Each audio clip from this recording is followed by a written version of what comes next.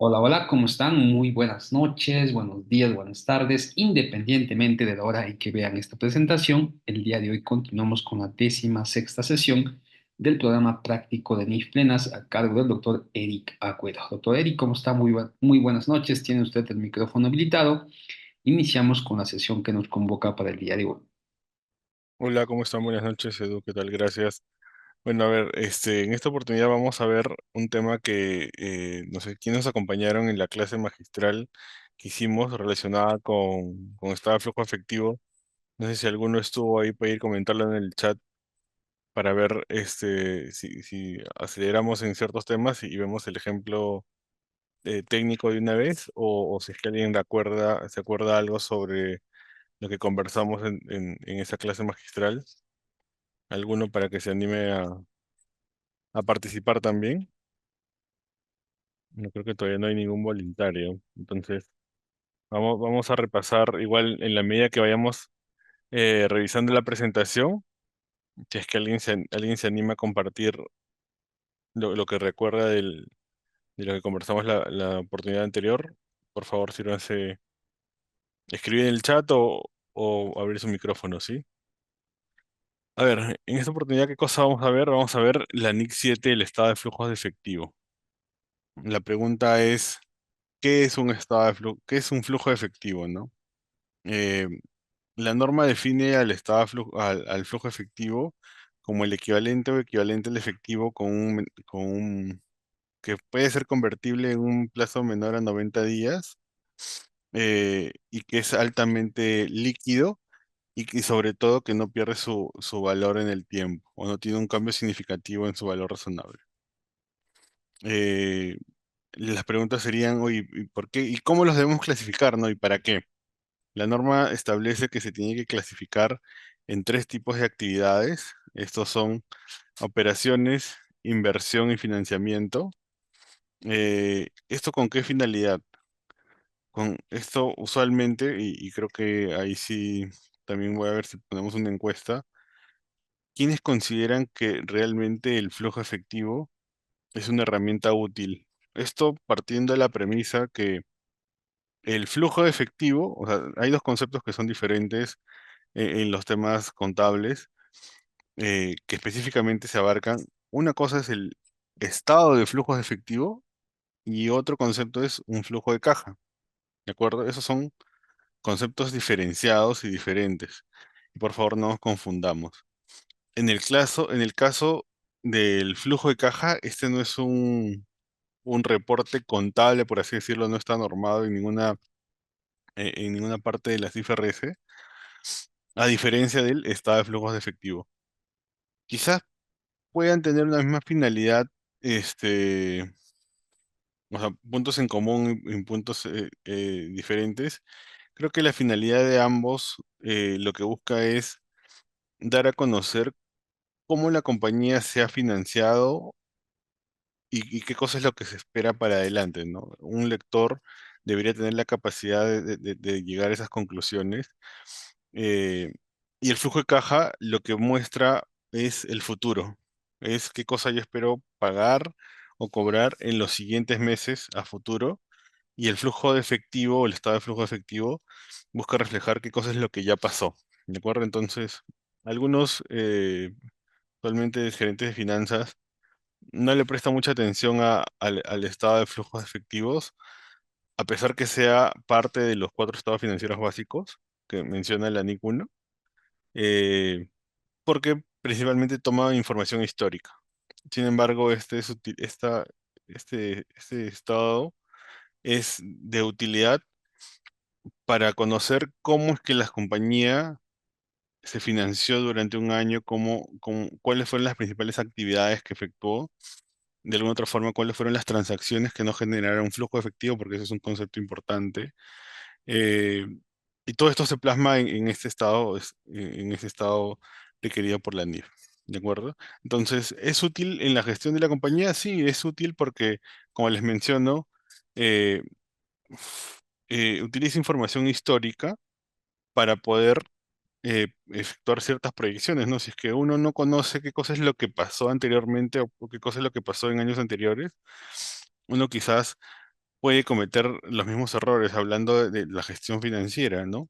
Entonces, lo que debemos hacer es leer el estado de flujo efectivo, entenderlo y sobre eso quizás corregir o alinear las acciones que vayamos a tomar o se vayan a plasmar en el flujo de caja operativo de la compañía. ¿De acuerdo? Entonces, otros conceptos que vamos a encontrar en esta presentación o durante toda la norma es efectivo equivalente a efectivo. Es una norma relativamente corta en comparación a las que hemos estado viendo en las últimas semanas y un poco más digerible, pero igual tiene sus particularidades, como les comentaba. Y lo que se busca es clasificar el efectivo equivalente a efectivo, como les comentaba, en tres tipos en tres tipos de actividades. Actividades de operación, que usualmente se relaciona al día a día, a la compra-venta, a la gestión de la compañía.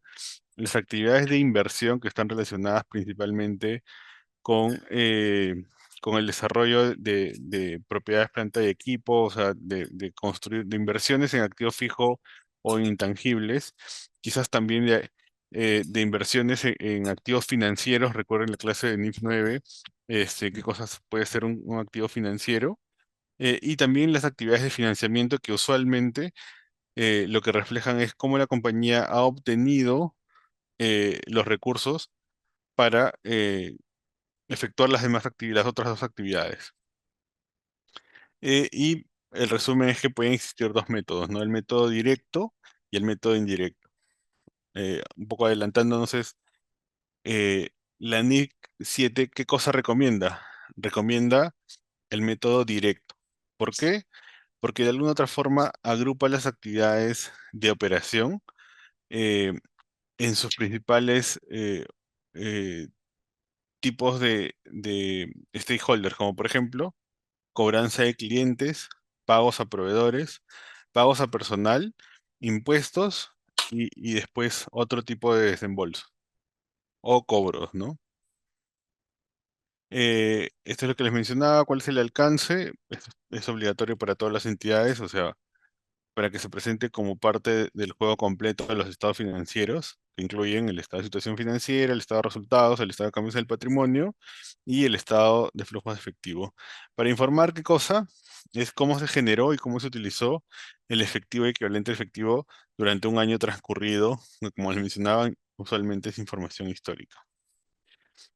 ¿Cuáles son las definiciones que vamos a repasar? ¿Cuál es el efectivo? Recordemos que pueden ser caja y depósitos a la vista, que son usualmente las cuentas o también cuentas corrientes, caja chica o el dinero que se encuentra depositado en las cuentas bancarias y que de alguna otra forma las entidades financieras te respaldan o te acreditan que tú tienes un activo dentro de sus empresas. Los equivalentes de efectivo pueden ser inversiones, como les mencionaba. Lo primero es que sean de corto plazo, que tengan, perdón, una conversión de menor, de máximo 3 meses en efectivo, que sean altamente líquidas y que no estén sujetas a un cambio significativo de su valor razonable, ¿de acuerdo? Porque si es que, a ver, la pregunta sería oye, Eric, ¿y por qué haces esa precisión? Claro, porque si tú tienes una inversión que es altamente líquida, y que tiene un periodo y que puede convertirse en un periodo menor a 3 meses en efectivo equivalente efectivo, pero que tiene un cambio significativo en su valor razonable, no estaríamos ante un equivalente efectivo, sino ante un activo financiero. ¿Y cuál es la finalidad de los activos financieros?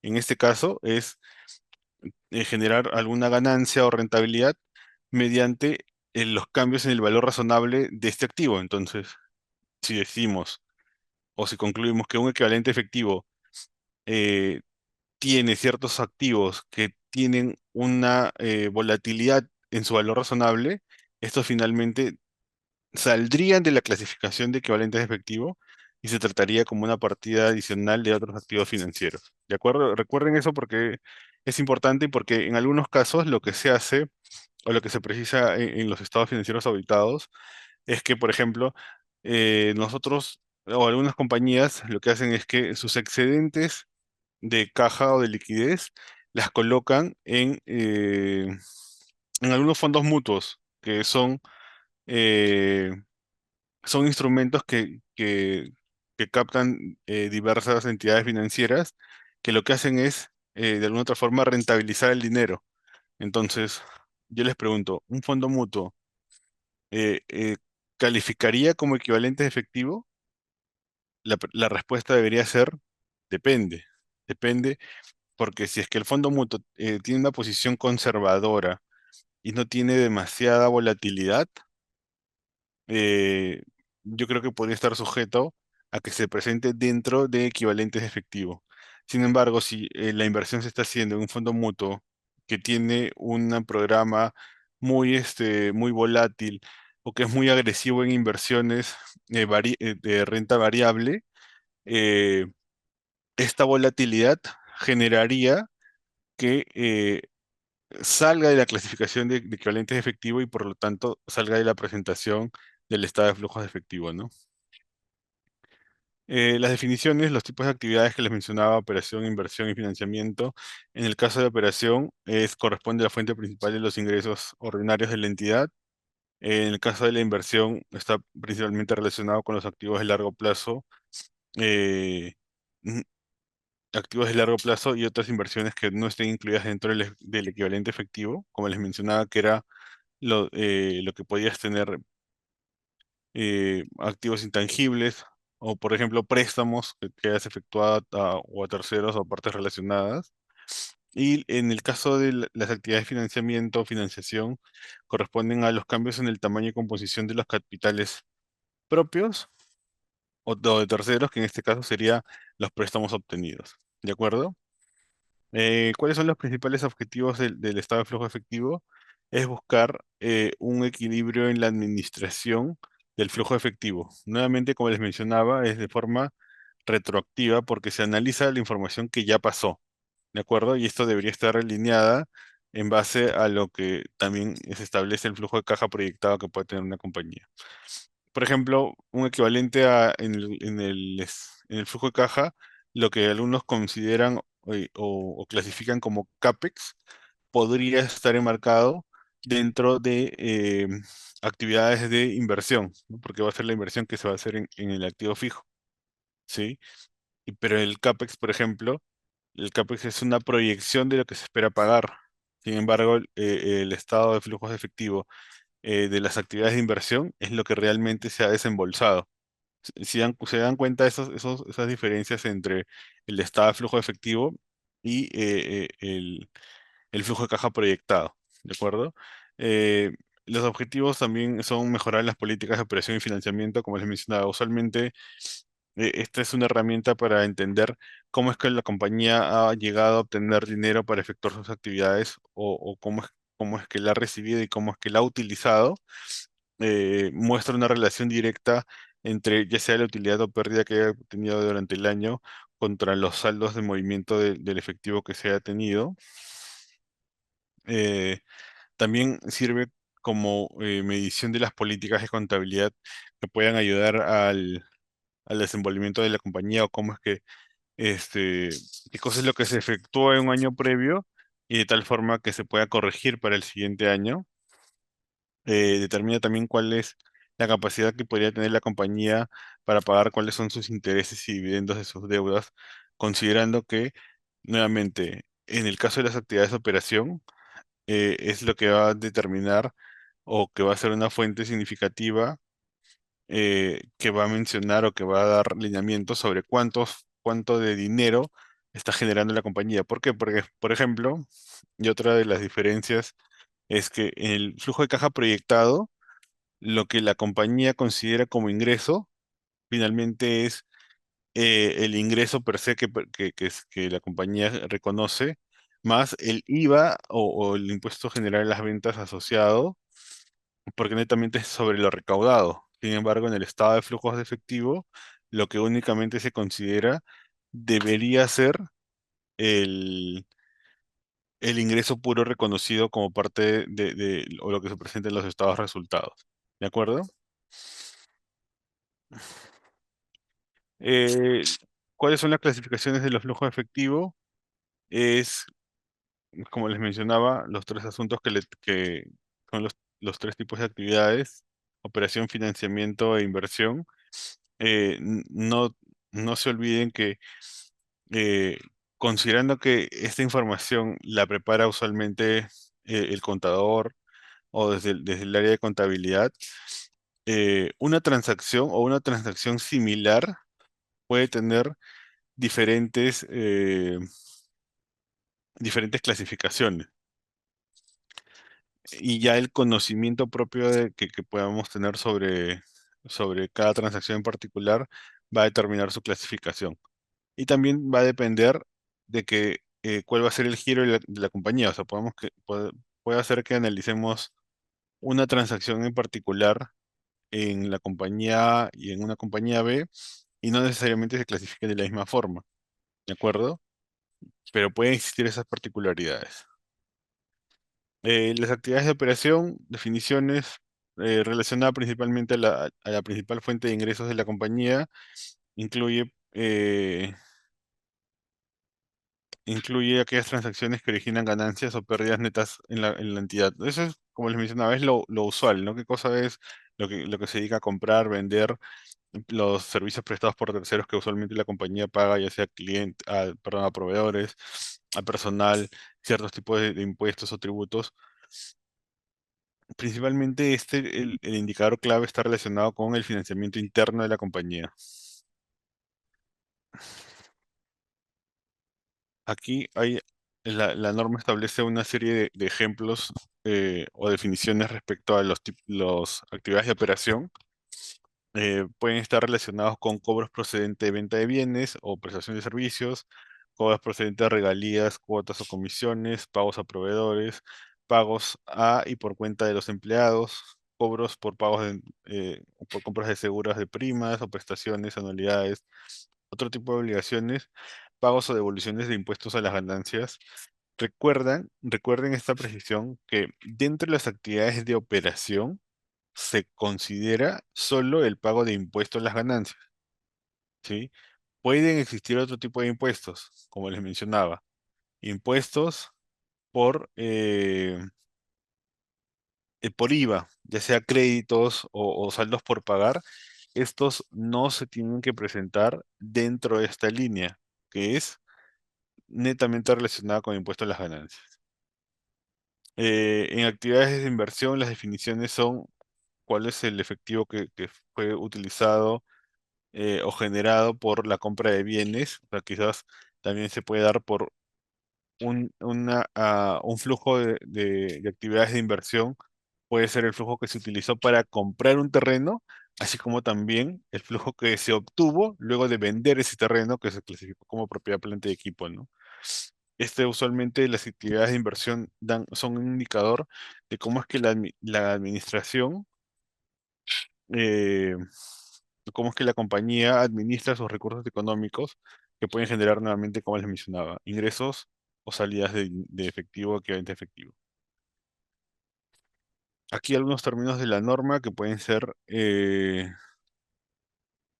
principalmente son las actividades de adquisición y disposición de activos a largo plazo, así como de otras inversiones no incluidas en el efectivo equivalente a efectivo, pagos por adquisición de propiedades, cobro por ventas, pagos por la adquisición de otros instrumentos de patrimonio. O sea, por ejemplo, si tú adquieres o pagas cierto importe por adquirir una subsidiaria, eso califica como una actividad de inversión. Asimismo, ya sea el cobro o la venta, recepciones de anticipos y préstamos otorgados a terceros, cobro derivado de reembolsos, anticipos y terceros, eh, cierto tipo de adquisiciones o pagos relacionados a la adquisición de ciertos contratos de instrumentos financieros derivados. Tanto sus pagos como sus cobros se deberían presentar dentro de este dentro de este rubro. ¿Sí? Y ya el tercer concepto, que es actividades de financiación o financiamiento, corresponden a los flujos por movimientos con proveedores de capital a la empresa, que son principalmente acreedores financieros o entidades bancarias y los socios o accionistas. Estas son las definiciones que se mencionan principalmente en la norma. que son los flujos que generan cambios en el tamaño de los capitales propios y de los préstamos tomados por parte de una entidad, ya sean los cobros o pagos por adquirir o rescatar acciones. Por ejemplo, si es que una empresa emite nuevas acciones, eso usualmente debería ser un flujo de efectivo recibido por actividades de financiamiento. Y si a la inversa, eh, algunas entidades compran sus propias acciones, producto de que tienen excedentes de caja y quieren reducir su patrimonio, eso que se denomina acciones en tesorería, eso también, esos desembolsos calificarían como actividades de financiamiento, en el cual estás comprando tu propio patrimonio, ¿de acuerdo? También los cobros procedentes de emisiones de préstamos y los pagos de los mismos se presentan como parte de las actividades de financiamiento y también los pagos relacionados con los arrendamientos, ¿sí? Y por ejemplo, aquí, ¿por qué no consideramos los cobros procedentes de los arrendamientos? ¿Por qué? Porque cuando uno recibe un arrendamiento y se reconoce, esa transacción no genera flujo. Y por ejemplo, si ustedes toman un arrendamiento financiero de un vehículo, lo que ustedes reciben no es caja, lo que ustedes reciben es un vehículo.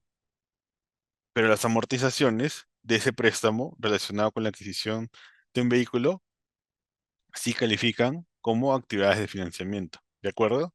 Entonces siempre es importante conocer esas particularidades. Aquí algunos ejemplos, vamos a pasar rápidamente esto para que podamos tener bastante tiempo en entender ya el ejemplo, que lo he hecho bien didáctico, de algunas particularidades o tips que vimos en la clase maestra, ¿sí?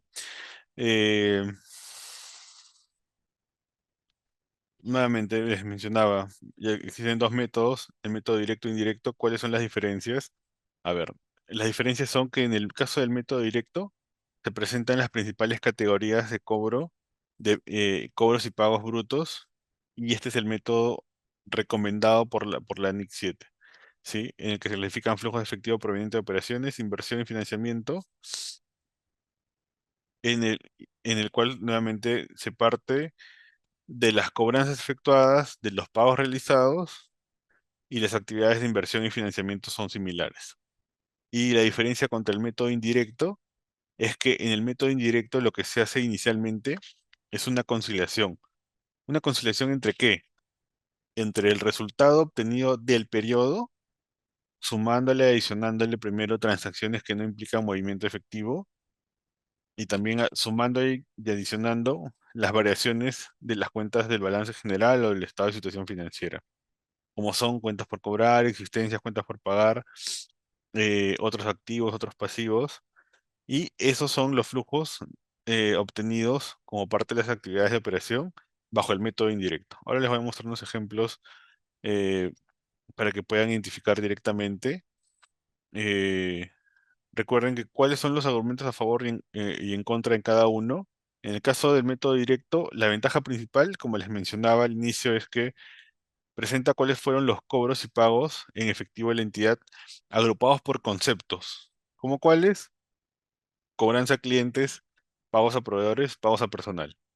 Eso es lo más relevante del método directo. Y recuerden que la única modificación entre el método directo e indirecto radica en cómo se presentan las actividades de operación, porque las de inversión y de financiamiento se presentan de igual forma. ¿Y cuáles son los argumentos a favor en el caso del método indirecto? Demuestra directamente cuáles fueron las partidas que se reconocieron durante el periodo que no tuvieron un impacto en caja. Por ejemplo, la compañía, no sé, tuvo una pérdida de $5.000, pero durante ese año la compañía reconoció una depreciación de $3.000. Esos $3.000, todos sabemos y estamos de acuerdo, en que no corresponden a un desembolso de dinero. O sea, cuando uno reconoce un gasto por depreciación, un gasto por alguna estimación, ya sea, no sé, por cobranza dudosa, pérdida crediticia esperada, por algún deterioro de inventarios, esos conceptos, estas provisiones, no generan un flujo efectivo. ¿Por qué? Porque yo lo único que estoy haciendo es corregir el valor contable de cierta partida en específico.